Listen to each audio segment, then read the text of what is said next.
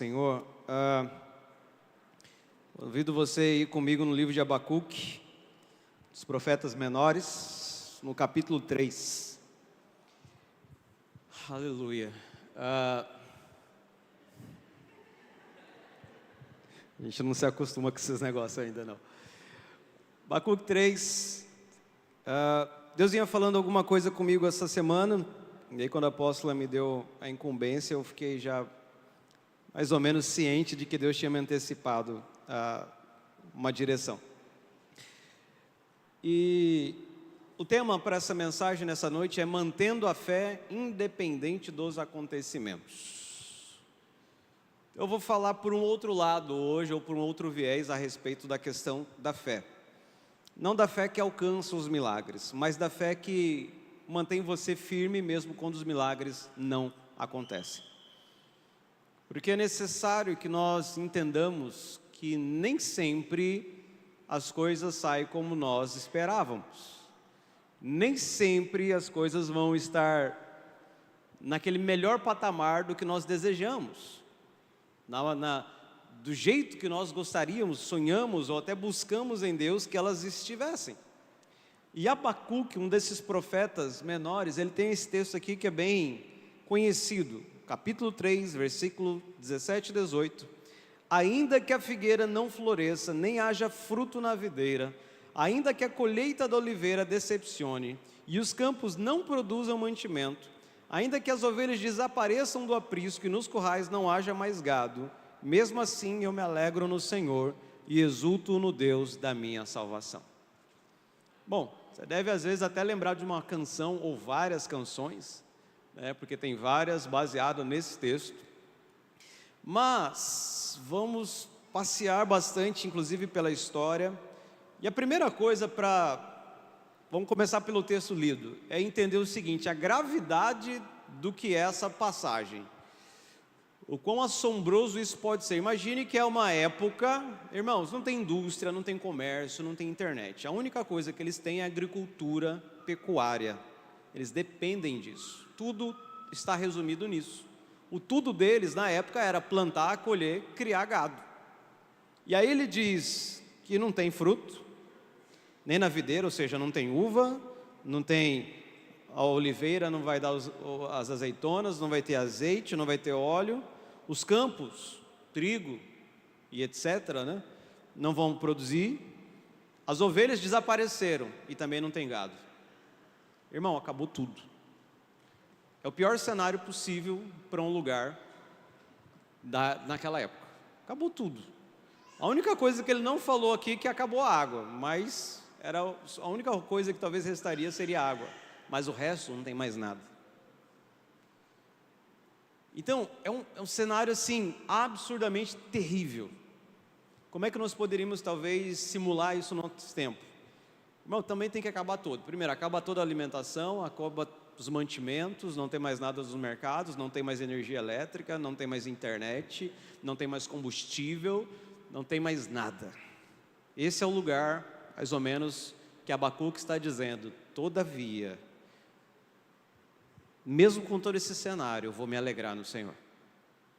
Então imagine, alguns aqui, quer dizer, todos aqui, menos as crianças abaixo de 4 anos, passaram por uma época conhecida como pandemia, há 4 anos atrás, onde temores como esse vieram à tona na vida de muita gente, porque a princípio era uma doença que foi se espalhando rapidamente, mas o que ela desencadearia na sequência, era um temor também tão grande quanto o temor da própria doença. Então os mercados, quando a gente ia, já não tinha muita coisa na prateleira, não tinha como as pessoas circularem. Então você que frequentou os mercados na época, você sabe como foi, O medo de tudo ficar muito caro, não dá nem para comprar. Então nós passamos por alguns meses com alguns temores assim, até que a gente foi vendo que não era também tanto, o temor foi ficando um pouco menor à medida que nós fomos vivendo a realidade daqueles dias. Mas Abacuque está assim porque tem um bom motivo para isso, e aí nós temos que entrar dentro da história, de todo o contexto. E aí vamos começar por um resumo de todo o livro. E eu quero ler com você todo esse livro, que ele é curto.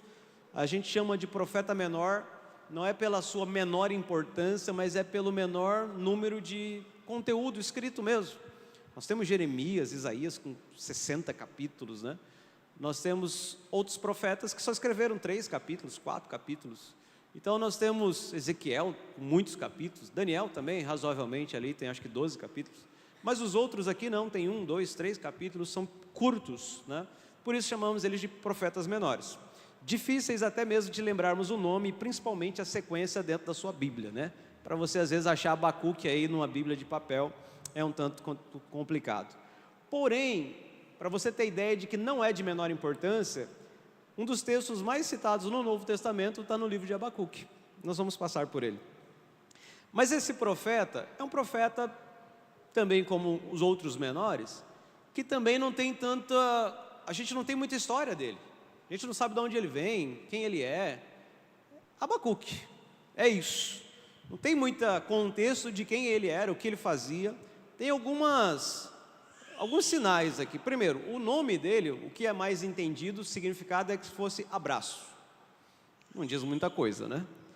Tanto é que você vai ver que a história assim não condiz muito com o nome. Mas enfim, era o nome dele, Abacuque. Pelo contexto do livro, parece que ele pelo menos fazia parte do grupo dos levitas, ou vinha de uma linhagem levítica, de compositores, inclusive, talvez instrumentista. Mas mais do que isso, não temos mais informações sobre Abacuque.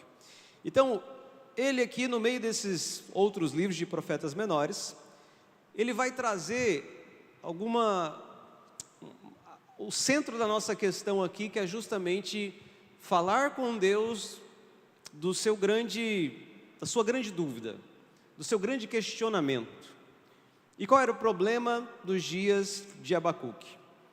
Ele vai fazer uma referência ao povo de Deus, ao povo de Israel, de Judá, de como havia tanta injustiça naquele lugar, de como a coisa não estava caminhando, e o questionamento dele era: Deus, e o Senhor não vai fazer nada? E aí quando Deus vai falar com ele o que ele iria fazer, aí ficou pior ainda. Falei: eita, agora que eu não entendi, Deus. Ele falou: eu vou ter que esperar um pouco mais. Aí Deus vai falar algo para ele que o ajuda na sua fé. E então ele termina com uma oração cantada, praticamente um salmo, nesse terceiro capítulo, da onde temos esses 2 versículos que nós acabamos de ler. A época que Abacuque escreve também é tão incerta como a sua própria origem. Mas, pelo contexto, quando ele fala dos caldeus, os caldeus eram o que nós conhecemos hoje como Babilônia. O mais provável é que ele tenha escrito esse livro um pouco antes da destruição de Jerusalém pelo Império Babilônico, sob a regência de Nabucodonosor. Sim, Nabucodonosor, aquele que você conhece do livro de Daniel.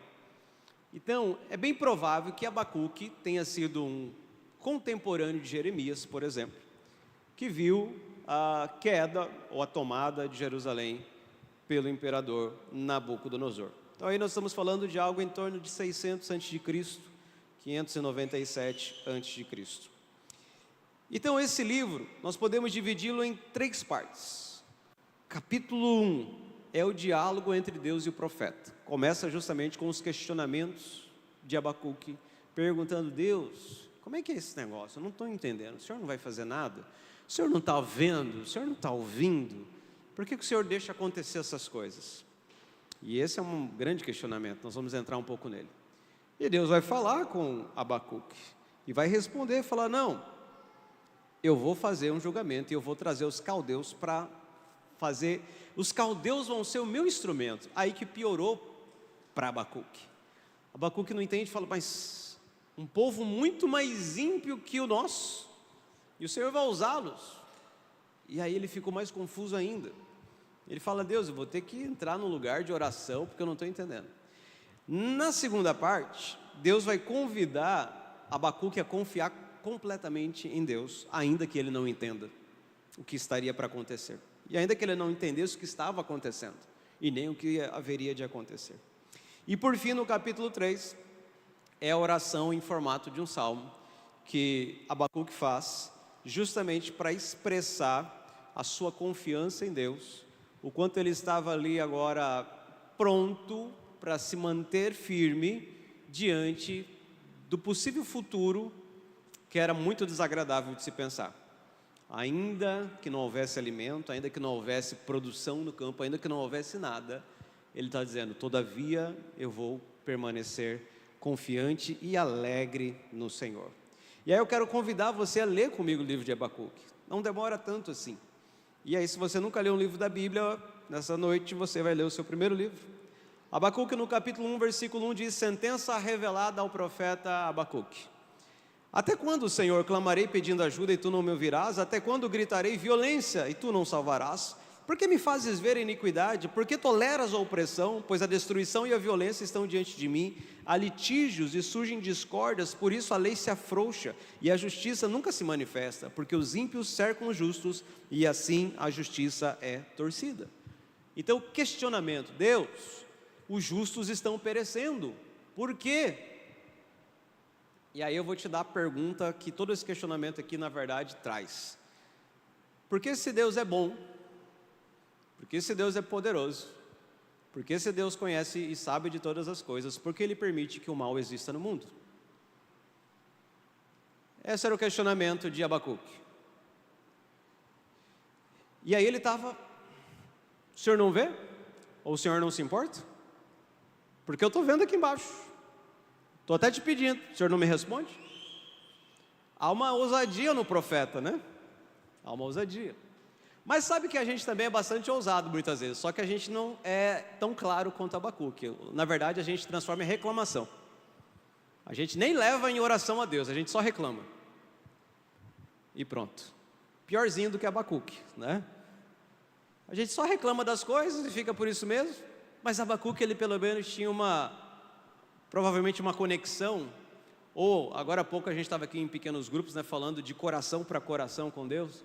Talvez ele tinha mais esse de coração para coração com Deus, então ele se sentia na intimidade de falar a Deus. E aí? Deus responde. Versículo 5: olhem entre as nações e vejam, fiquem maravilhados e admirados, porque no tempo de vocês eu realizo obra tal que vocês não acreditarão se alguém lhes contar. Pois eis que trago os caldeus, nação cruel e impetuosa, que marcham pela largura da terra para apoderar-se de moradas que não são suas. Presta atenção nesse versículo: moradas que não são suas. Eles são pavorosos e terríveis, fazem as suas próprias leis e impõem a sua dignidade. Os seus cavalos são mais ligeiros do que os leopardos, mais ferozes do que os lobos ao anoitecer. Seus cavaleiros se espalham por toda parte, sim, os seus cavaleiros chegam de longe, voam como uma águia que se precipita para devorar. Eles todos vêm para fazer violência, estão determinados a seguir em frente. Reúnem os cativos como se junta areia. Zombam dos reis, os príncipes são motivo de riso para eles. Riem de todas as fortalezas, porque amontoando terra as conquistam. Então passam como passa o vento e seguem adiante. Tornam-se culpados estes cujo Deus é a própria força. Então Deus dá uma resposta, fala: Abacuque, eu estou vendo. Eu já vou te dar uma revelação, Abacuque, eu vou resolver isso aí. A iniquidade no meio do meu povo, eu vou sarar ela usando um instrumento chamado caldeus. E aí, eu te pergunto: Deus pode usar o mal? Deus poderia utilizar o mal para o seu propósito? Porque Deus está utilizando um povo terrível, um povo desprezível, pavoroso, nação cruel, impetuosa, feroz. Era esse o instrumento que Deus usaria para disciplinar a sua nação. Versículo 12, Abacuque agora, diante do que ele ouve de Deus, ele fica perplexo. Não estudo desde a eternidade, ó Senhor meu Deus, ó meu santo, não morreremos. Ó Senhor, puseste aquele povo para executar juízo, tu, ó rocha, o estabeleceste para servir de disciplina. Tu és tão puro de olhos que não podes suportar o mal nem tolerar a opressão. Por que então toleras os traidores e te calas quando os perversos devoram aqueles que são mais justos do que eles? Tipo assim, mas Senhor, tudo bem que o nosso povo aqui está ruim, mas ainda somos melhores do que aqueles outros. Como assim? Por que tratas as pessoas como se fossem peixes do mar, como se fossem animais que rastejam, que não tem quem os governe? O inimigo pesca todos com um anzol, apanha-os na sua rede e os ajunta na sua rede de arrastão. Então ele se alegra e fica contente. Por isso ele oferece sacrifício à sua rede e queima incenso à sua rede de arrastão, pois é por meio delas que aumentou as suas riquezas e tem abundância de comida. Mas será que ele continuará a esvaziar a sua rede? Será que continuará a matar os povos sem dó nem piedade? E ele está cheio de questionamento, muitos. Aí ele fala: estarei na minha torre de vigia, ficarei na fortaleza e vigiarei, para ver o que Deus me dirá e que resposta eu terei à minha queixa. Ele falou assim: Deus, eu fiquei tão confuso, tenho mais perguntas do que respostas, que eu vou parar por aqui, eu vou manter silêncio, e eu vou ter que esperar um pouco mais. O senhor vai ter que falar mais alguma coisa, porque eu realmente fiquei mais confuso do que eu estava no início. E ele fala: então eu vou para um lugar, e vou me colocar na minha torre de vigia. A gente gosta desse versículo da torre de vigia, né? Dá nome para momentos de oração como torre de vigia. Mas pensa na angústia do profeta para ele ir para esse lugar. Então, se a gente fosse realmente contextualizar o que seria uma torre de vigia, seria um lugar de extrema angústia e dúvida. E a gente vai lá para resolver. E Deus vai falar com ele, porque é importante, né? Que Deus sempre fala. Versículo 2: o Senhor me respondeu e disse: escreva a visão e torne-a bem legível sobre tábuas, para que possa ser lida até por quem passa correndo. Eu sempre lembro que a primeira vez que eu ouvi alguém falando desse versículo em especial, ele falava: isso aqui é um outdoor, né? Escreve em tábuas, que quem passa correndo vê. Você já viu os outdoors na nossa cidade que fala assim: você leu? O seu cliente também, anuncia aqui conosco. Era isso. Fala, Abacuque, pode escrever na tábua bem grande, faz um outdoor da sua época, porque a visão ainda está para se cumprir no tempo determinado, ela se apressa para o fim e não falhará. Mesmo que pareça demorar, espere, porque certamente virá, não tardará. Aqui já é um dos dilemas, irmãos, que a gente, para resolver todo o questionamento que está acontecendo aqui, um ponto é importante. A eternidade de Deus com a nossa temporalidade aqui dentro da terra, né? Nós somos finitos dentro dessa vida material, e isso dá um choque com essa eternidade de Deus. A maneira como Deus resolve dentro do tempo dele, dentro do chamado Kairos, ela não se encaixa muito com a nossa capacidade intelectual. Então, enquanto para Deus está tudo dentro dos segundos exatos, está tudo certinho, está na agenda, para nós parece que está demorando demais. Para nós sempre parece que está... Porque a nossa percepção do tempo é que daqui a poucos anos a gente morre, sabe? Daqui a pouco tempo alguma coisa vai acontecer, podemos morrer até antes do que seria morrer por velhice. Então a gente está sempre com muita pressa, e não é uma característica só dos nossos dias. Imagine que nessa época as pessoas já estavam dizendo: Deus, mas está demorando. Então você imagina nós, hoje em dia, o quanto nós estamos sendo prejudicados pela nossa percepção, que não alcança olhar pelo olhar da eternidade. 4. Eis que a sua alma está orgulhosa, a sua alma não é reta nele, mas o justo viverá pela sua fé. Aqui o versículo. 3 vezes no Novo Testamento esse versículo é citado. Então aqui, apesar de ser um profeta menor em conteúdo, mas a sua importância não deixa de ser grande, inclusive para a base da fé.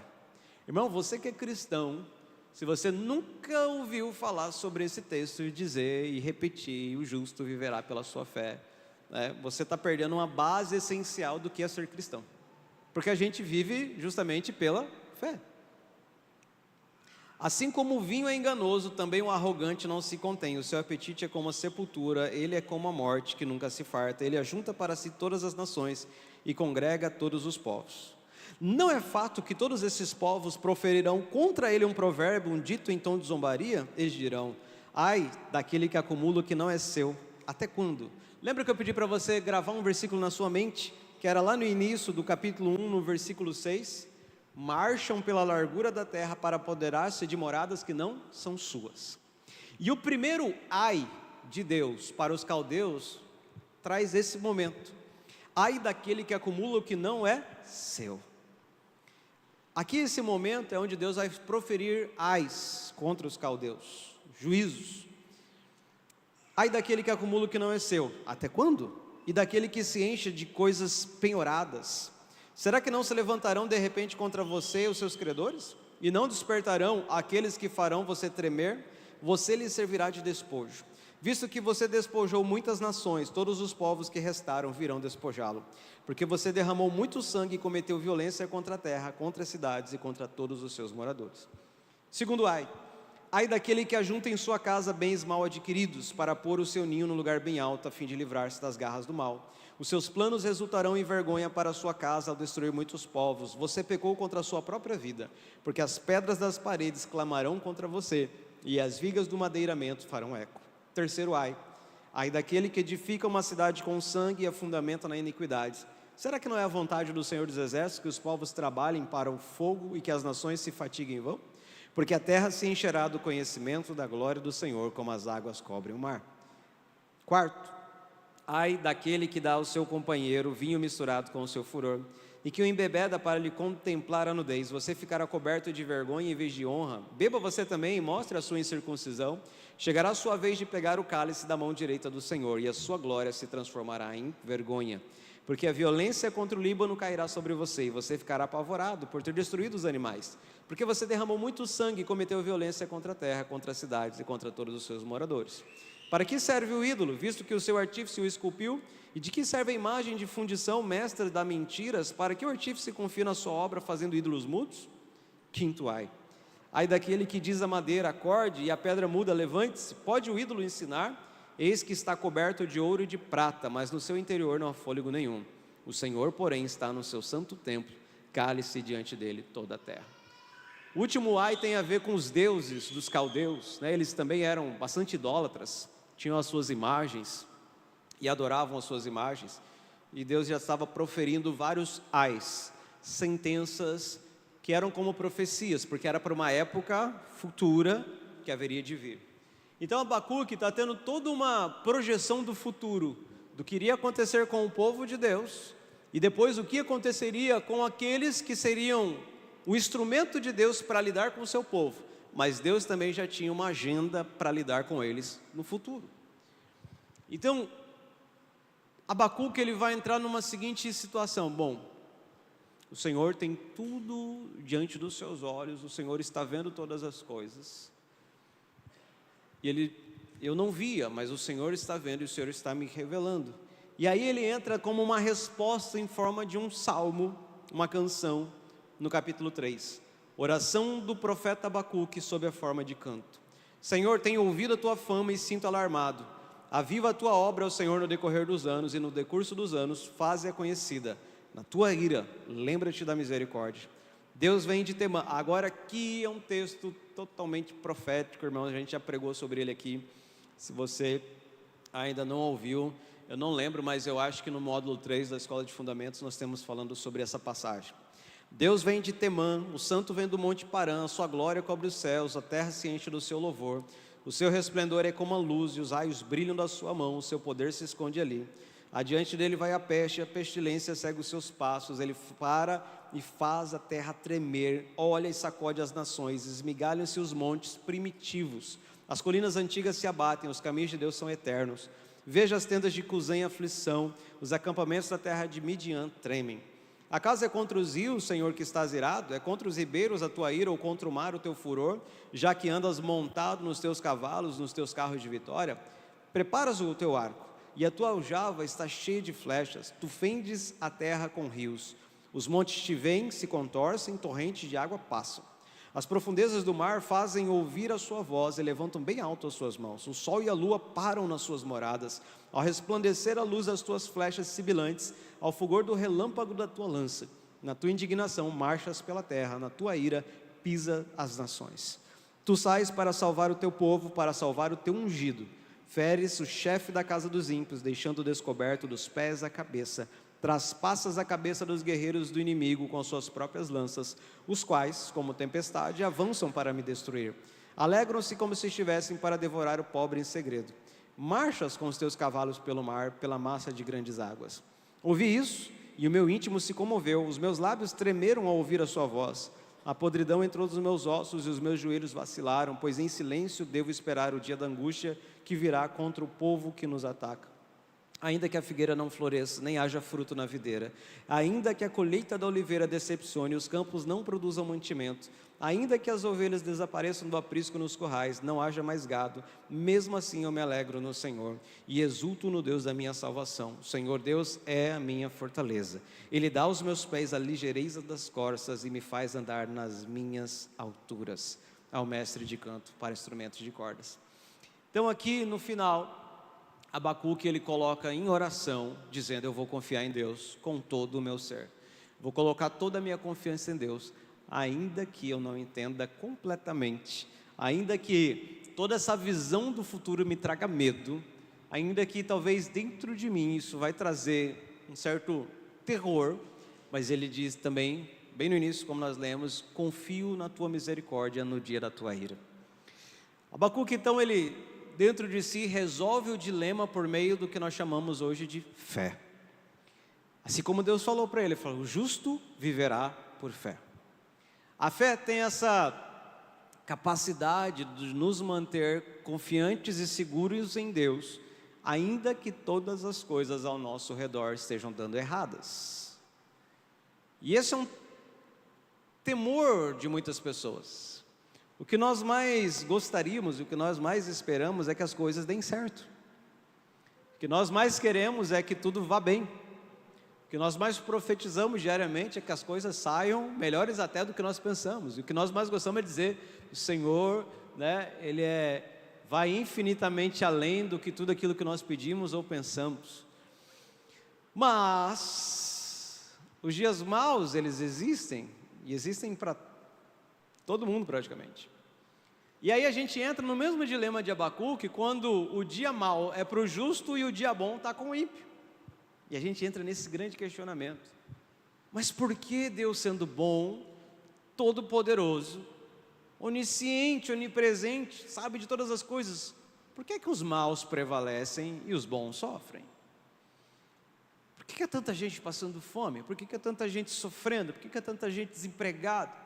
Por que aquele senhorzinho perdeu sua casa, está doente? Aquela outra pobre senhora, ou aquela mulher que teve um filho que nasceu com um problema de saúde grave, sendo que nunca fez nada, sendo que o pobre parece que cada vez sofre mais um pouco ainda, e o justo, o rico que oprime, que é injusto, né, continua ficando mais rico ainda.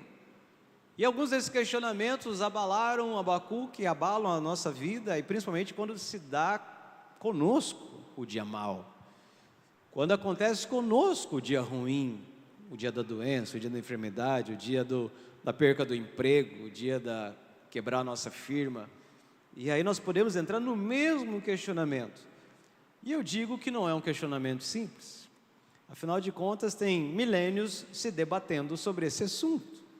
E eu não tenho também a total intenção de fazer você trazer uma solução definitiva para algo. Dentro do que a gente estuda, tem vamos dizer assim, matéria chamada Teodiceia. Teodiceia, junção de duas palavras que tem a ver: Teo, Deus, Ceia, justiça, justiça de Deus. Essa matéria, ela é justamente para tentar combater um pensamento que tem a ver com a existência do mal e com o pensamento de um filósofo, pelo menos atribui-se a um filósofo grego chamado Epicuro, que ele tinha um trilema. Você sabe o que é o dilema, né? Dilema, de dois. Você está entre duas coisas. Isso é um dilema. Você vai ou não vai? Você compra ou não compra? Você começa ou não começa? O trilema tem a ver com três coisas. E é justamente isso. Bom, se existe um Deus que é totalmente bom, totalmente poderoso e totalmente onisciente, a ideia de Epicuro é essa: não deveria haver mal. Porque se existe mal, é porque ou ele não se importa com os humanos, então ele não é totalmente bom, ou ele até se importa com os humanos, mas ele não tem o poder para evitar esse mal, então ele não seria totalmente poderoso. Então, o dilema, ou o trilema, diz que as três coisas não poderiam conviver juntas, porque o mal existe. O mal, como sendo algo inegavelmente visível na terra, então para ele, já que o mal é algo definido, visível, então essas três coisas não podem coexistir juntas. Porque se elas coexistissem, o mal automaticamente não deveria existir. Então entra aí realmente um trilema que é difícil de resolver. Se você nunca parou para pensar nisso, então esqueça o que eu estou falando, nem comece a pensar agora. Mas esse é um pensamento que existe. Santo Agostinho, um dos primeiros a tratar desse assunto. E na verdade quase todos os escritos de Agostinho têm a ver com esse trilema, para justamente defender a justiça de Deus. Depois São Tomás de Aquino e outros teólogos na história da igreja cristã também se defenderam, se debruçaram sobre isso. Então, não é um assunto de hoje, não é um assunto simples, não é um assunto, enfim. De maneira geral, de onde vem a maldade? Quem criou o mal? Deus criou o mal, Deus não criou o mal, e aí tem um monte de teoria sobre isso. Mas isso é justamente o sofrimento de Abacuque. Ele fala: Deus, eu não estou entendendo. Como o Senhor pode deixar isso acontecer? O Senhor não, a ideia dele é: o Senhor não está nos ouvindo? É quase como: o Senhor não se importa? Então seria aquela questão da bondade. Mas se Deus é totalmente bom, então Ele tem que se importar. Mas Abacuque estava tão assim que ele fala: mas parece que o Senhor nos trata como se fosse peixes no mar. É mais provável que dentro da mente de Abacuque ele estava com essa questão da bondade de Deus em xeque. Fala: Deus, espera aí, não estou entendendo. Aí quando Deus fala que vai trazer os caldeus para resolver o problema, aí piorou. Fala: Deus, aí agora que eu não entendi nada, eu vou até parar de falar, vou ficar quieto, vou me trancar numa torre e vou esperar, porque agora que ficou pior para mim.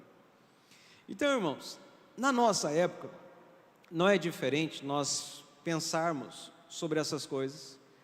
Às vezes isso vir até você, principalmente se você um dia já buscou muito a Deus por uma coisa, por outra coisa, sei lá, por quantas coisas, e você não teve a sua oração atendida, você não teve as suas enfermidades curadas, você não teve o seu negócio avançando, você não teve o seu emprego restaurado, você não teve nada daquilo que você estava buscando e pedindo.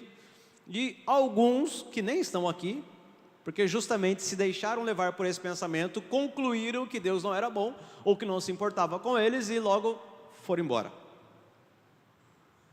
Mas o justo vive por fé. O justo vive por fé. O que resolve um trilema difícil de resolver pelo intelecto é uma coisa que está fora do intelecto, que chama-se fé. E esse é o detalhe. Por isso que eu não vim para resolver o trilema filosófico de um grego, né, que estudava pra caramba na época dele. E a gente hoje, depois de 2, 3 mil anos depois, ainda tem dificuldade para compreender esses filósofos. Então eu não vim resolver isso. Na verdade, a solução não está dentro do campo filosófico, nem sempre. Ainda que nós possamos tecer algumas ideias sobre isso. Mas, que ideias? Só para te dar alguma coisa. Certamente o mal existe? Com certeza. Parte desse mal tem a ver com nossas próprias escolhas, sim ou não? Sim. Se eu creio em livre-arbítrio, talvez você não entenda muito sobre isso, mas nós acreditamos que Deus, dentro da sua total onipotência, poder, Ele deixou que nós tivéssemos livre-arbítrio. Até hoje. Então Ele tem todo o poder para justamente poder nos conceder justamente essa opção de escolhas. Agora, o uso indevido do livre-arbítrio traz a maldade. Então os próprios humanos são parte da própria maldade que existe. Isso é uma parte da solução filosófica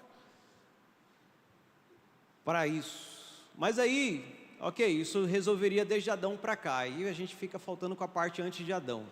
Então você vê que vai ser um problema sempre filosofar em cima disso. Mas, deixando isso de lado, deixando a filosofia de lado, e talvez a parte mais importante que eu quero trazer para você é sobre o seguinte: nós temos uma limitada compreensão das coisas. Primeiro, por causa da grandeza de Deus e da eternidade de Deus. Então tem coisas no nosso intelecto que nós não conseguimos realmente entender. Temos um intelecto limitado. E aquilo que nós não conseguimos entender pela limitação do nosso intelecto humano, nós devemos levar prioritariamente a Deus em oração. E não reclamar. E não colocar isso para fora, e principalmente para uma outra pessoa.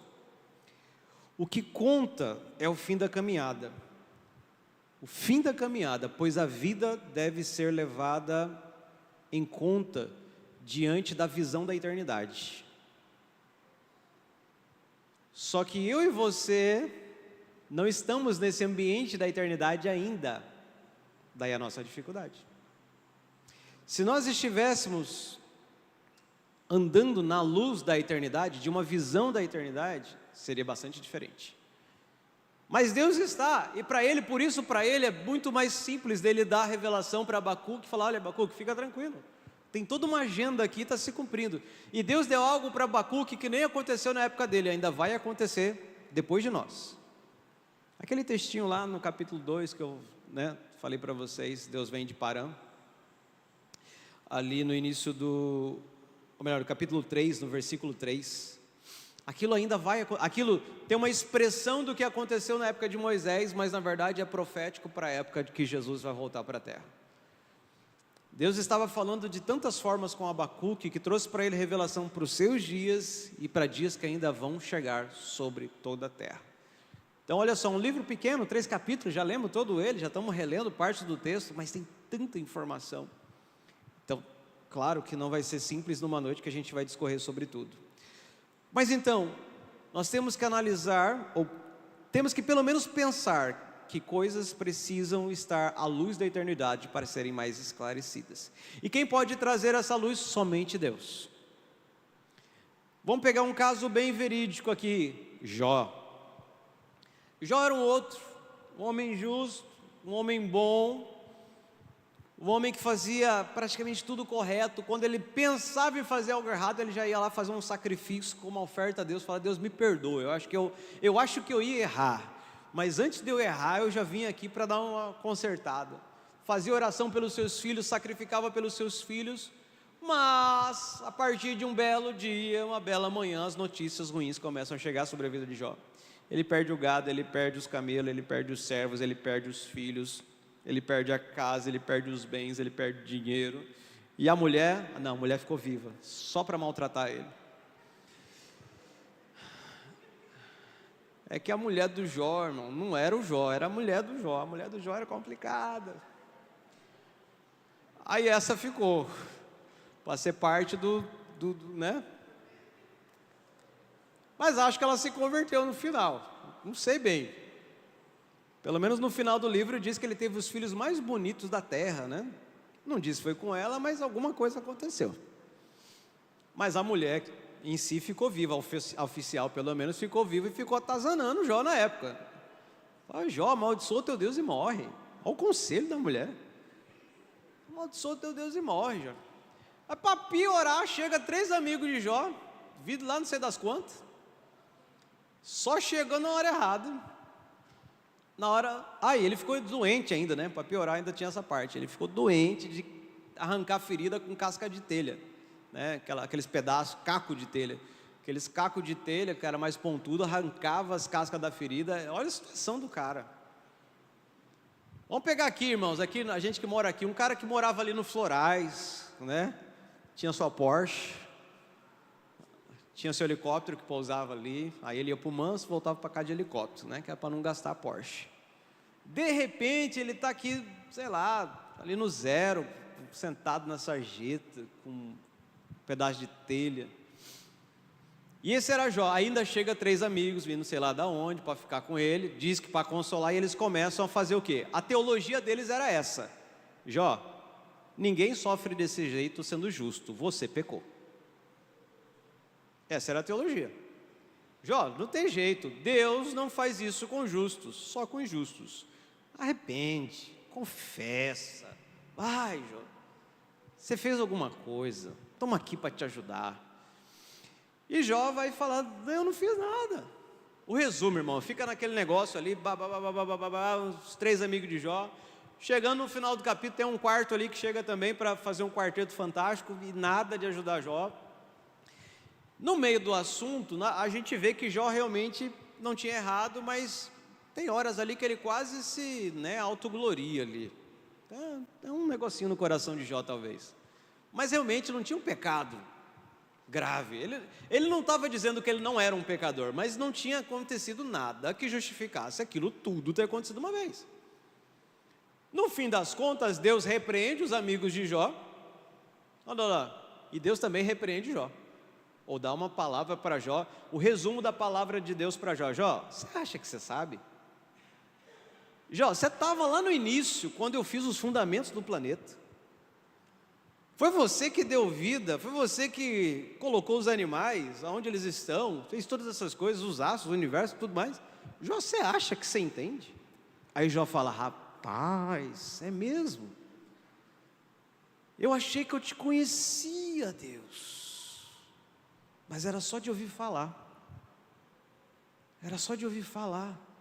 Sabe aquele negócio que quando alguém pergunta para você, você conhece fulano? Eu conheço, mas na verdade você nunca sentou com fulano, você nunca jantou com fulano, você nunca conversou, você não sabe onde é que fica a casa dele, onde ele nasceu, quem são os pais. Não, mas você conhece porque, sei lá, rede social. Hoje em dia a gente conhece todo mundo por rede social. E Jó falou assim, rapaz, é mesmo, Deus, eu te conhecia de te seguir no Instagram, mas agora eu estou falando contigo.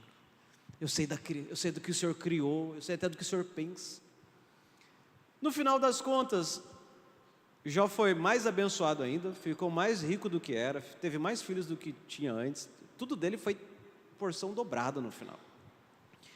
Mas ele era um justo sofrendo dentro de uma situação que não, pela teologia, justos não sofrem, justos só herdam, justos só são gloriosos sobre a terra, não encaixava a vida dele com aquela teologia. Então, olha só o risco que a gente tem às vezes de também ficar preso num sistema que diz que a gente só vive vitória em vitória.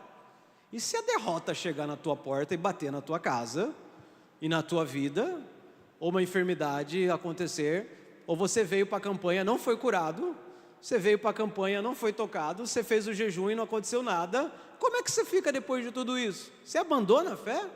Porque você vai duvidar da bondade de Deus? Ou de que Deus é suficientemente poderoso? Vê que nós podemos a qualquer momento da nossa vida cair no mesmo dilema de Abacuque e pensar, Deus, eu estou confuso. E Deus talvez trouxer uma palavra para você dizendo, fica tranquilo, porque na verdade eu estou vendo o que está acontecendo na tua vida, mas vai piorar. Mas não era isso que Deus falou para Abacuque? Fica tranquilo, está ruim, né? Mas vai piorar. Porque para acabar com isso aí eu vou arrancar todo mundo do lugar. Para acabar com esse problema, eu vou arrancar Jerusalém, eu vou derrubar tudo, vou mandar vocês tudo embora. Mas peraí, Deus, a oração era outra, a oração era para, né? Peraí, eu acho que a transmissão de dados está falha, Deus, calma aí, vou refazer aqui, né? Deixa eu baixar de novo o download aqui, está corrompido o arquivo. Não, mas Deus falou, fica tranquila, Abacuque, eu sei. Inclusive essa turma aí também já tem a programação delas. E a programação depois de vocês é uma bênção. Então, olhe para o final da caminhada. Olhe para o final do que vai acontecer. Irmão, se a gente fosse fazer algo na nossa vida, a gente deveria sempre fazer algo olhando de trás para frente. Ou do final para o começo. Sei lá, nem eu sei o que eu estou tentando explicar. Mas pensa o seguinte. Uma coisa ruim é quando você não sabe o fim de uma história. E aí você está com medo do que pode acontecer no meio. Lembra a pandemia? Vou voltar no assunto. A gente não sabia o que ia acontecer naquele troço. Começou a chegar vídeo, gente se debatendo no hospital, aquela coisa horrível. Gente, foi um pânico para algumas pessoas, literalmente. E as pessoas não sabiam, pronto, vai morrer todo mundo. Aí compararam com a peste negra. Enfim, irmão, foi um negócio muito louco. E a gente não sabia o que ia acontecer no final das contas. Isso é difícil. Hoje em dia, tem gente tendo Covid hoje, sim ou não? Ninguém está nem mais aí com isso, né? Ninguém está nem mais usando máscara. E Covid tem hoje ou não tem? Tem.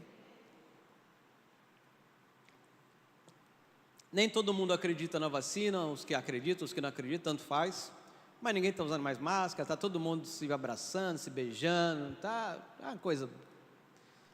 Está morrendo de gente de Covid? Também morre. Assim como ainda morre de cólera. Não sei quantos pegaram a época também que a gente teve esse problema, isso aí já é mais antigo, né? O cólera chegou no Brasil. E teve tantas outras doenças que chegaram. Claro, nada comparado a essa pandemia, que realmente foi bastante séria, mas a gente já passou por tanta coisa. E depois que a gente passa, e que a gente sabe como é, a gente não fica um pouco mais tranquilo?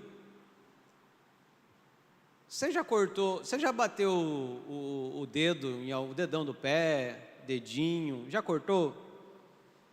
Se talvez quando aconteceu isso quando era criança e você talvez achou que ia perder o dedo, porque era a primeira vez, era o desespero. Mas aí depois de um tempo você olha e fala, isso é só um sanguinho, logo passa. Você começa a saber como termina aquela situação. E olha que legal, Deus deixou na Bíblia como é que termina todas as coisas. E o fim é bom. O fim que Ele planejou é glorioso. Então, Abacuque, não importa se Jerusalém vai cair, se o templo vai ser destruído, o fim que eu tenho é glorioso para vocês.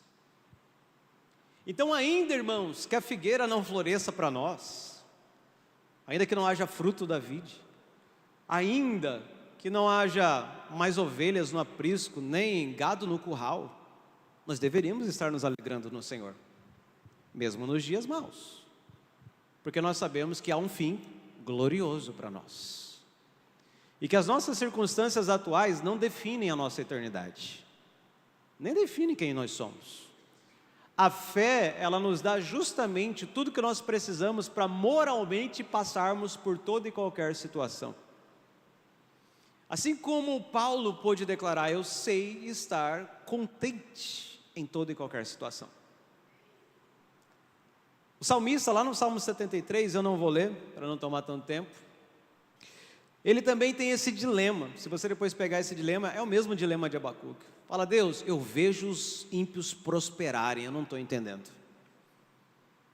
Porque parece que eles comem, eles bebem, eles festejam, eles fazem tudo, está tudo certo, mas eles estão errados. E a gente que está aqui buscando, as coisas estão acontecendo. Aí ele fala, mas eu entro no templo. Eu peguei o momento de adoração e Deus traz uma revelação para ele e fala, mas eu vi o fim deles. E o Senhor não os deixará passar impunes. A questão é que nós estamos olhando para o agora. Talvez você olhe até assim, mas pastor, eu conheci um cara que era muito mal, que era ruim, mas ele viveu toda a vida dele confortável, com dinheiro, maltratando as pessoas, morreu desse jeito. Eu sei, mas o fim dele não é a morte natural. Esse é o detalhe. É isso que é olhar pelo viés ou pelo prisma de olhar da eternidade para cá. É olhar lá do futuro ou do fim para agora. Nós, na verdade, estamos na metade da nossa jornada. Não importa quantos anos de vida você tem aqui na terra, você ainda não está nem perto do fim da sua jornada. O seu fim, entre aspas, começa com a gloriosa volta de Jesus, aonde Ele deve chamar o seu nome, onde você deve ouvir o som da trombeta, e você, se estiver morto, você vai ser levantado, porque essa trombeta vai tocar tão alta que ela vai ressuscitar mortos, ela vai levantar aqueles que estiverem dormindo para a ressurreição eterna. Esse é o fim preparado para você. Então não importa se a figueira, se a videira, se a amendoeira, se a goiabeira, a mangueira, o pé de acerola não deu fruto na sua vida enquanto você estava na terra. O que importa é se você manteve a sua fé no Senhor. O que importa é o quanto você confiou em Deus até o fim. O versículo 19 do capítulo 3 diz o seguinte: o Senhor Deus é a minha fortaleza, Ele dá aos meus pés a ligeireza das corças e me faz andar nas minhas alturas. Deus é a minha, nós podemos dizer isso, Deus é a minha fortaleza, porque é isso que nos traz alegria no meio desse momento onde nada está dando certo. No dia mau, quando nada der certo, você ainda vai estar com o seu coração na presença do Senhor, porque Ele é a sua fortaleza. E aí ele coloca um exemplo fantástico. Provavelmente você já viu, ele dá o exemplo da corça. A corça é a fêmea do veado, o que tem os galinhos é o veado, o que não tem galinho é a fêmea, é a corça. E a corça, ela tem uma característica muito semelhante à cabra das montanhas, a cabra montese. Provavelmente você já colocar isso no YouTube e aparece lá, alguma cabra praticamente pendurada em penhascos, fugindo de outros predadores. As corças também têm essas agilidades. Por que o Senhor pode nos colocar como corças nos lugares altos? Porque, irmão, pode vir o predador, a gente pode estar numa situação extremamente difícil, mas o Senhor nos dá um andar, uma maneira de andar de um jeito que nós podemos ficar pendurados na beira do precipício, mas em segurança, porque Ele é a nossa fortaleza. E é dessa maneira que Deus pode te fazer escapar das situações dessa vida. Tá ruim, tá complicado, tá perseguido, mas você ainda achou um lugar seguro. Por menor que for, por mínimo que seja a sustentação, mas você estará sendo sustentado. Aparentemente impossível, mas a fé torna possível essas coisas. O Senhor pode nos fazer como corça nos lugares altos. E uma coisa que eu estava nessa semana, e é por isso que eu falo que antes, de pregar, Deus já estava trazendo algo no meu coração. Eu estava tentando fazer, vem o momento da confissão do pastor, é claro, que toda palavra trata com a gente antes. Eu entrei num outro propósito essa semana, não era de jejum, mas eu confesso que o jejum de 40 dias foi mais fácil. Propósito simples, não reclamar. Simples.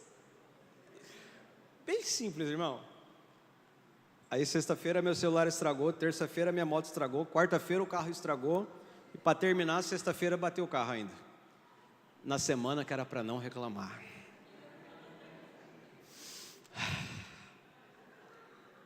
Isso na quinta noite, eu com a terapeuta falando, não, essa semana é semana para não reclamar, tentando, Irmãos, não vou dizer que eu conseguia, por isso que eu falo que o jejum de 40 dias era mais fácil.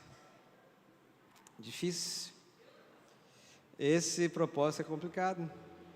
Mas enfim, ainda falando que era o seguinte, a ideia basicamente, se você quer tentar fazer isso também, irmão, a gente tem que fazer isso na verdade, tá? Estou brincando com questão de propósito, mas a gente deveria fazer isso. Tem um olhar sobre reclamar que é o seguinte, você sabe que esse prefixo repetir, refazer, redescobrir, ele quer dizer que você faz aquela ação novamente, certo? O esse prefixo diz que você vai fazer de novo uma ação daquilo. Então reclamar seria clamar de novo. Então se você está reclamando do carro que você tem, da moto que você tem, da casa que você tem, do marido que você vai ter o marido de novo, você vai ter a mesma casa de novo, você vai ter a mesma moto de novo, você vai ter o mesmo problema de novo. Porque você está reclamando, você está clamando de novo pela mesma coisa. Então, aí eu falei assim, Deus, como que vai fazer? Como é que eu vou fazer para não reclamar? Aí a ideia era simples, olha o copo, a história do copo meio cheio, meio vazio. Todo mundo conhece a história do copo meio cheio, meio vazio, né? Você pega um copo, está pela metade da água. Aí alguns vão dizer, não, está meio cheio. Outros vão dizer, está meio vazio.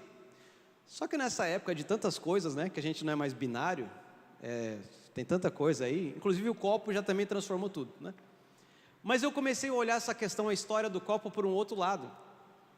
A questão do copo é o seguinte, irmãos, não é só sobre o copo tem bastante ou pouca água. A questão do copo, primeiro, ele tem água.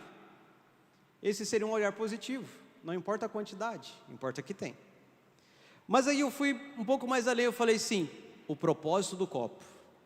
Aí a coisa ficou séria. Cara, o copo tem propósito. Alguém criou esse objeto há milhares de anos atrás, porque copo é uma coisa bastante antiga, com um propósito claro de buscar líquido de maneira simples, armazená-lo e principalmente levá-lo à boca, sem que você precisasse pegar a mão ou uma cuia, feita uma cabaça, enfim, foi uma evolução de vários instrumentos antecessores, mas o propósito dele é isso. Então, de alguma forma, se tem água e você bebe, você cumpre o propósito do copo. Então, as situações da sua vida que acontecem com você, se você olhar para ela com outro olhar, às vezes totalmente fora do que você olhava antes, você fala, qual é o propósito da minha esposa? Qual é o propósito do meu esposo? Qual é o propósito do meu carro? Qual é o propósito da minha moto? Qual é o propósito do meu celular? Por que eu tenho esse emprego? Por que eu tenho essa vida? Por que eu fiz essa escolha? Por que eu estou aqui?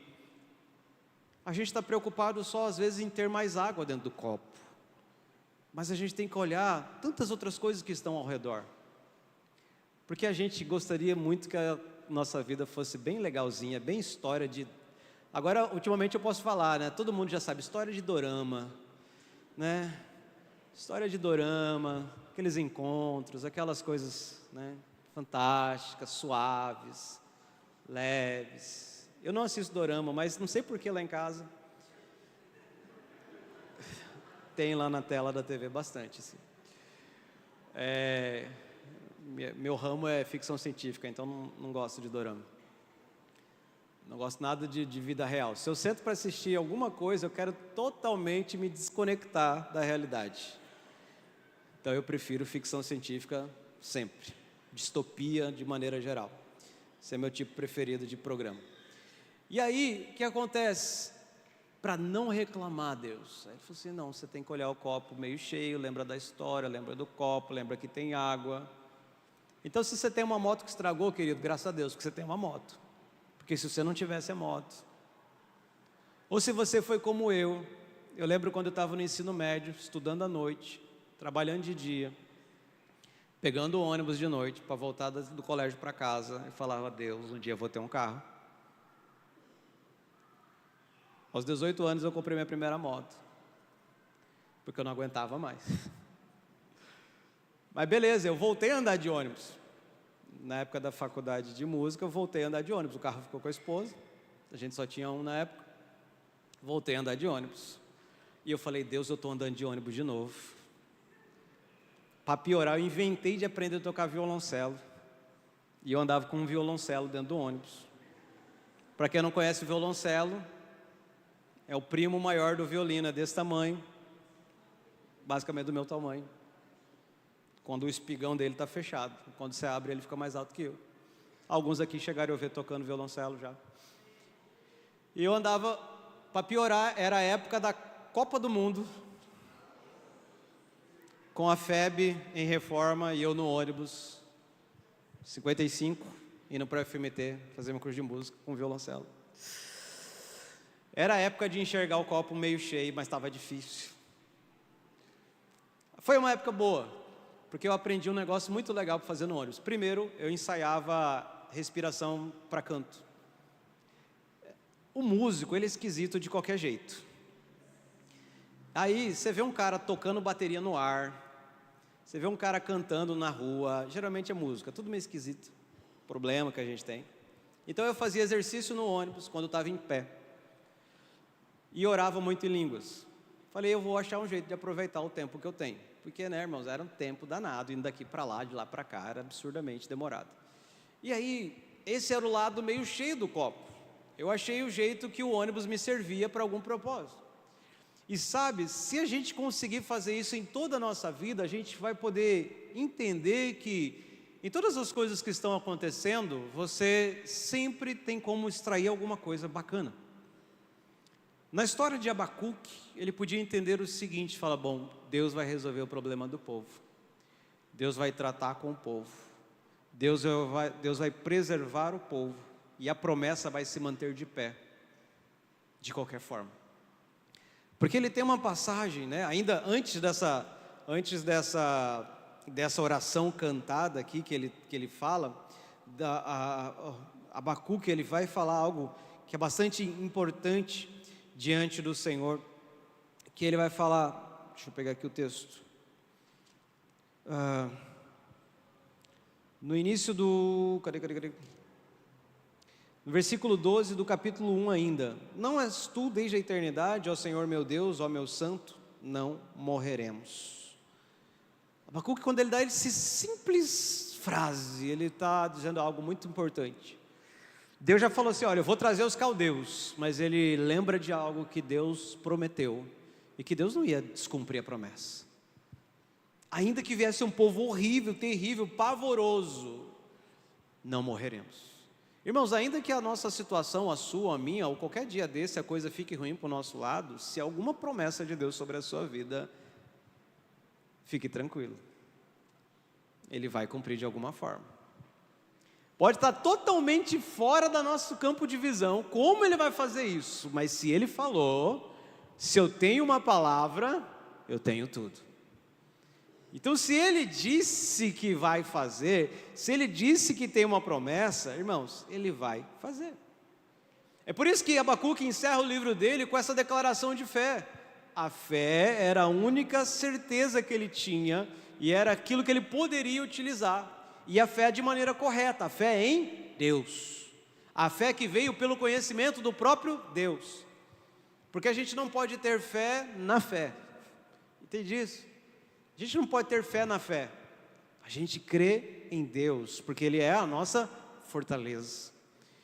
E aí, se a minha fé não trouxe a cura que eu queria, não trouxe o emprego que eu desejava, o casamento que eu tinha sonhado, os filhos, a empresa, não sei. Mas a minha fé continua em Deus, firme, porque Ele é a minha e a sua fortaleza. E aí, de alguma forma, Ele vai cumprir o que Ele diz. Porque o compromisso de Deus não é com a minha felicidade do jeito que eu a imagino, mas o compromisso de Deus é com o plano que Ele já tem desde a fundação do mundo para a sua vida e para a minha. Então, a história que eu inventar na minha cabeça de felicidade para mim, Deus não tem compromisso com isso. Agora, com o que Ele falou, Ele tem compromisso. E Ele vai cumprir. Então, Abacuque sabia, Deus tinha uma palavra para o povo de Israel. Então, não haveria de ser ou de deixar ser cumprida. O triunfo da fé é confiar em Deus nas horas mais sombrias que puderem vir sobre a nossa vida. Nas provas mais terríveis. É isso que é o triunfo da fé. É olhar para o futuro com uma convicção de que algo vai acontecer. Nosso motivo de nos alegrarmos é, independente do que aconteça ao nosso redor, Deus continua sendo a nossa fortaleza. Deus, Ele é a sua fortaleza. Você teve tanta relação, você teve tanto contato com Deus, que Ele continua sendo a sua fortaleza nos dias ruins? Esse é um questionamento que nós precisamos nos fazer, porque Ele deve ser a nossa força. Deus é Deus independente de que dias nós estamos vivendo. Se são dias bons, se são dias maus. E aí tem uma canção que lembra disso um pouco, né? Faz a gente lembrar desse momento. Eu não vou tocar ela porque eu não ensaiei, mas ela diz que... Vou tentar cantar, tentar colocar aí na tela, Deus é Deus. Eu sei que vocês sabem cantar essa música, então me ajuda, né? Minha fé não está firmada nas coisas que podes fazer. Eu aprendi a te adorar pelo que és. Dele vem o sim e o amém, somente dele mais ninguém. A Deus seja o louvor. Se Deus fizer, Ele é Deus. Se não fizer, Ele é Deus. Se a porta abrir, Ele é Deus. Mas se fechar, continua sendo Deus. Se a doença vier, Ele é Deus. Se curado eu for, Ele é Deus. Se tudo der certo, Ele é Deus. Mas se não der, continua sendo Deus. Não adoro pelo que Ele faz, eu adoro pelo que Ele é. Haja o que houver. Sabia que vocês conheciam essa. É uma canção que, querendo ou não, ela tenta explicar um pouco disso. Da questão, nós falamos da Teodiceia, não tem a ver com o que está ao nosso redor nesse mundo, mas sobre quem Ele é. A fé não pode estar firmada nas coisas que estão acontecendo. A fé traz à existência muitas coisas, mas mesmo que elas não venham a existir, Deus ainda é o mesmo Deus. Ainda que eu não entenda e não consiga compreender Deus completamente, porque o nosso intelecto não alcança, nós nem estamos no tempo que Ele está, nós não temos o olhar da eternidade que Ele tem, mas Ele é Deus. E a minha fé, a sua fé nele precisa continuar sendo a mesma. lembre-se que Ele já te deu o fim da história. E você sabe o fim para aqueles que o servem. Você sabe qual é o fim que Ele tem preparado para aqueles que o adoram, aqueles que o amam, aqueles que o obedecem. Você também sabe qual é o fim que Ele tem separado para aqueles que não querem segui-lo. Esse fim está escrito. Há tantas e tantas profecias que se cumpriram, que serve para nós como base para a sustentação de acreditar que todas as outras ainda vão acontecer. Então, independente dos dias que nós vivemos, sejam bons ou sejam maus, Ele ainda cuida da gente. Sim, Ele está vendo. Sim, Ele está agindo. Não quer dizer que Ele vai agir do jeito que eu quero. Não tem a ver com o seu sonho particular, de como você gostaria que Ele agisse. Mas Ele está agindo. Então não deixe que nada roube a sua alegria de conhecer o Senhor. Não deixe que essas circunstâncias roubem a sua alegria. Então aonde, no momento da sua vida você estiver, a situação que você estiver passando, mantenha-se firme na sua fé. Ainda que às vezes está parecendo que está faltando alguma coisa na nossa vida, às vezes que alguma coisa que a gente esperava que ia chegar, não chegou, não está chegando, faz muito tempo, mas acredite, mesmo nas horas ruins que nós passarmos, nós podemos encontrar Deus no meio de tudo isso, e Ele vai falar conosco, Ele vai falar com você, e a voz dEle vai sustentar você no meio da sua situação. E aí você vai poder fazer como Abacuque, ainda que nada esteja bom, todavia vou me alegrar no meu Senhor, porque você conhece o seu Senhor. Não são as coisas que te fazem feliz, mas é o Deus da sua salvação. Amém? Quero convidar você a ficar em pé aí onde você está, nesse momento. Vamos orar ao Senhor. Feche os seus olhos. Essa noite pode ser a noite apenas de você confirmar a sua fé em Deus, ou pode ser uma noite de você entrar num concerto com Ele. Talvez alguma coisa aconteceu nessas semanas entre você e Deus.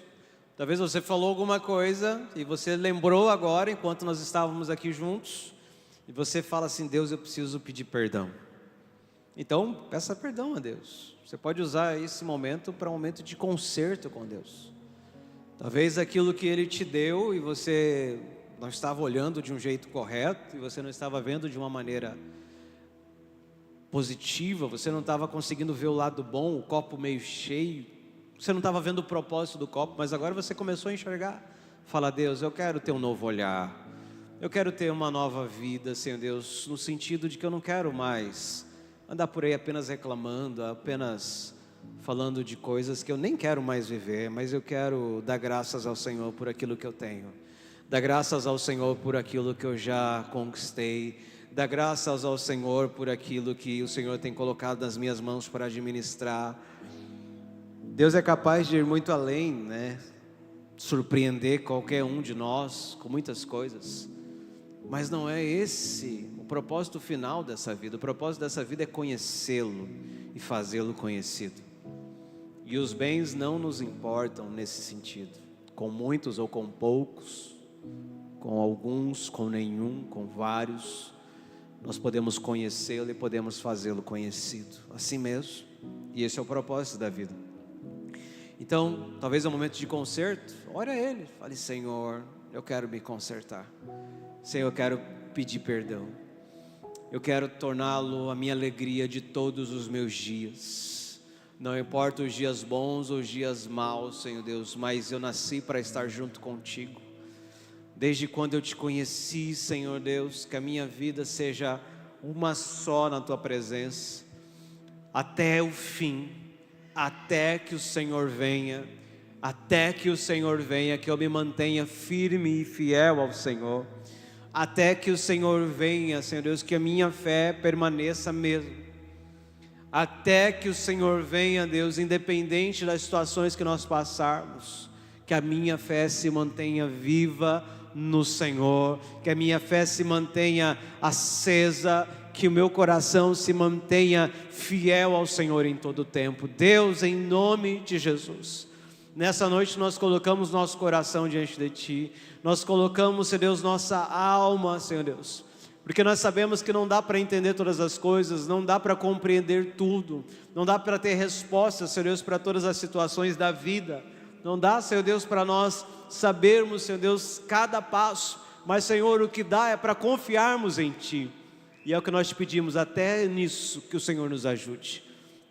Que o Senhor nos ajude a que o nosso coração se mantenha fiel ao Senhor em todo o tempo. Que o nosso coração se mantenha firme em Ti em todo o tempo, Senhor. Porque Tu és Deus. Não importa as circunstâncias, o que elas estão acontecendo, como elas estão acontecendo, o Senhor nunca deixou de ser um Deus todo bom, todo poderoso, todo onisciente, onipresente. E nós queremos continuar crendo em Ti como nunca antes, Senhor, em nome de Jesus, em nome de Jesus. Gostaria de perguntar a alguém nessa noite que tem no seu coração o desejo de entregar a sua vida a Jesus. Enquanto estamos aqui, talvez você também compreendeu que a morte de Jesus naquela cruz é muito mais do que para te abençoar. Na verdade, a morte de Jesus na cruz é para te salvar de um futuro que é tenebroso para aqueles que não seguem a Ele, para aqueles que não serviram nessa vida. E se você deseja o fim daqueles que são fiéis ao Senhor, se você deseja a gloriosa vinda de Jesus, e você quer entregar a sua vida para Ele nessa noite, para que Ele torne-se o seu Senhor e o seu Salvador, levante apenas uma das suas mãos, nós vamos orar por você, aonde você estiver. Alguém nessa noite que gostaria de tornar essa decisão pública, talvez você já fez isso em casa, mas você quer de maneira pública dizer, não, eu faço parte da família de Deus, quero entregar minha vida para Jesus, quero confirmar isso. Se tiver alguém, nós vamos encerrar essa reunião orando por você. Se não, tem uma pessoa ali? Já está indo lá? Quem pode orar com ele?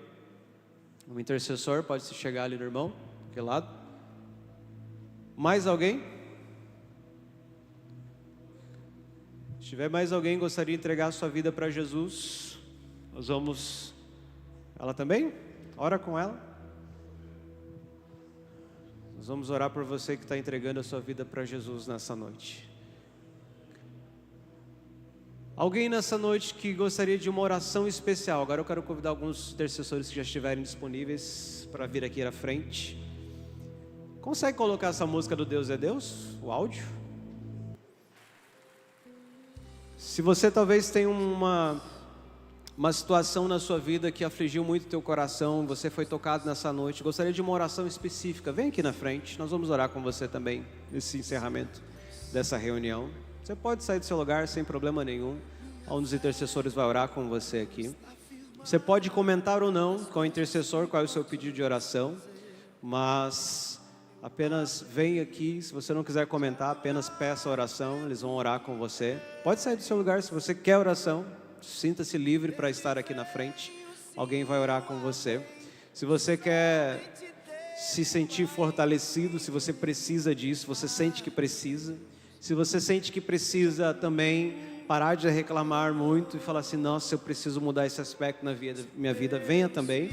Isso é um aspecto de libertação, querido, não duvide disso, a gente precisa muitas vezes ser liberto nessa área, então pode vir também para que o Senhor possa abençoar a sua vida nessa noite. Aquilo que Deus tocou no seu coração, talvez nem foi algo que a palavra trouxe como algo fixo, mas você foi tocado, você entendeu alguma coisa para você. Talvez você recebeu uma palavra que você falou assim, eu acho até que eu recebi uma direção de Deus nessa noite. E você quer que alguém ore com você para que Deus confirme essa direção? Venha na frente também.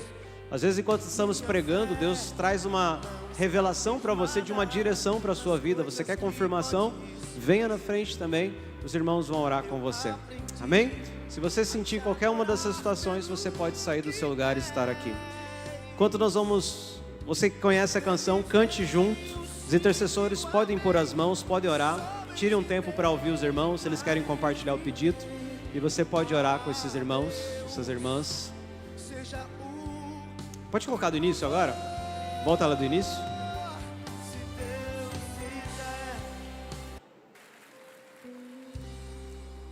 Deus é Deus. Vamos adorar a Deus nesse encerramento. Não importa a circunstância, Ele sempre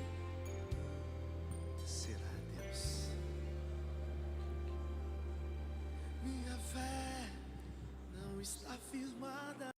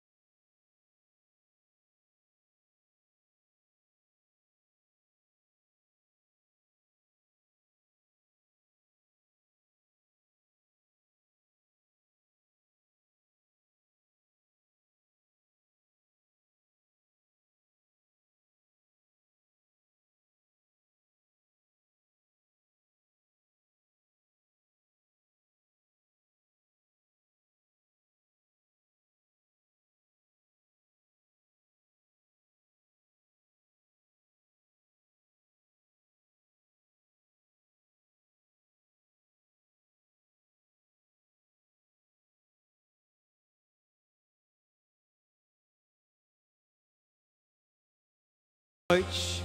Nós te adoramos pela tua palavra, pelo teu espírito, nós somos gratos nessa noite.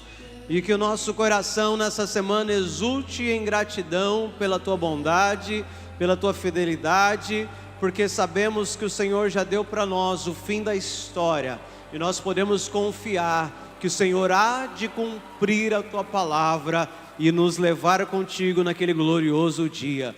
Por isso nós o ansiamos mais do que o ouro, mais do que a prata, mais do que os bens dessa terra. Nós o ansiamos, Senhor Deus, nós desejamos a Ti, que isso seja o foco do nosso coração nessa terra, para levarmos para a eternidade, em nome de Jesus. Que o Senhor te abençoe e te guarde, que Ele faça resplandecer o seu rosto sobre ti, levante a sua face, Ele te dê paz por onde você for nessa semana, nesse mês que se inicia amanhã, em nome de Jesus, amém, amém e amém. Amém, querido? Que Deus te abençoe, em nome de Jesus.